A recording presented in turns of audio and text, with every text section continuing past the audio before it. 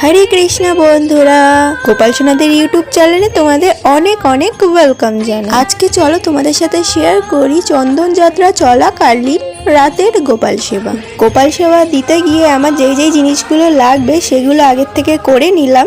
যেমন কপুরদানিটা রেডি করে নিলাম, একটা ধূপ রেডি করে নিলাম, এই সব।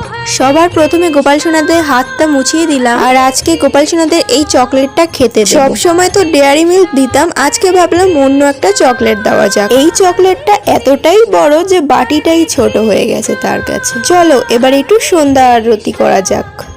কৃষ্ণ কৃষ্ণ হরে হরে।